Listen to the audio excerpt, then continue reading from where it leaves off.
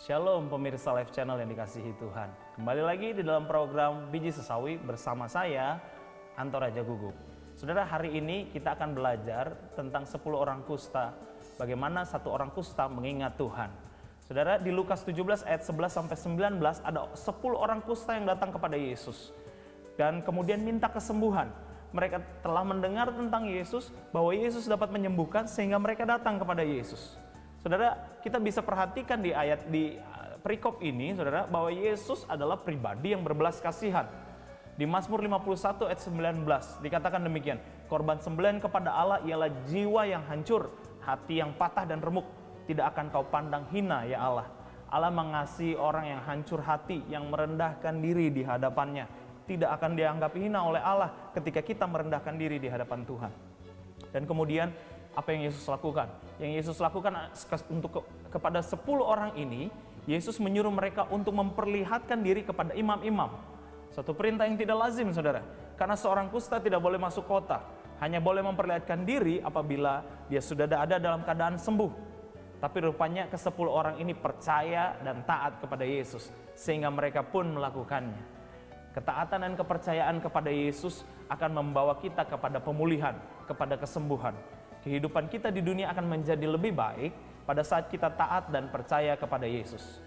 Tapi kemudian kita baca di perikop ini, hanya satu orang yang kembali dan memuliakan Tuhan.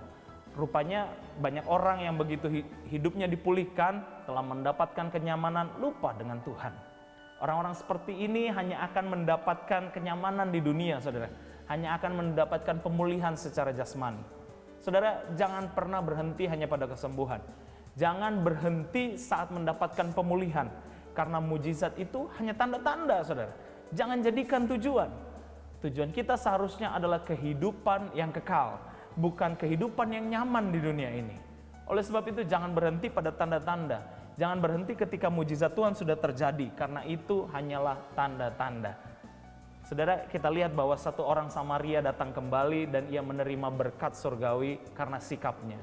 Dia menerima keselamatan karena dia mengingat Tuhan. Orang yang mengingat Tuhan akan senantiasa mendapat keselamatan. Ingatlah Tuhan saat engkau sedang susah. Ingatlah Tuhan pada saat engkau sedang senang. Ingatlah Tuhan pada saat engkau mengalami kesembuhan. Ingatlah Tuhan setiap saat. Mungkin saat ini engkau mengalami kesulitan, datang pada Tuhan. Dia yang akan memulihkan engkau. Saat hidupmu dipulihkan, saudara, saat keadaanmu baik-baik saja, kembali datang pada Tuhan dan muliakanlah Dia. Maka pada saat itu sama seperti satu orang yang datang kembali kepada Tuhan Yesus, yaitu satu orang Samaria itu, kita akan memperoleh keselamatan yang kekal. Saudara, mau keselamatan yang kekal, ingat Tuhan setiap saat, kapanpun di dalam hidupmu. Saat engkau sedang sakit, saat engkau sedang sembuh, saat engkau sedang susah, saat engkau sedang senang, ingat Tuhan. Ingatlah Tuhan dan datang kembali kepada Dia, maka keselamatan akan menjadi milikmu. Demikian yang bisa saya bagikan. Tuhan Yesus memberkati kita semua. Haleluya.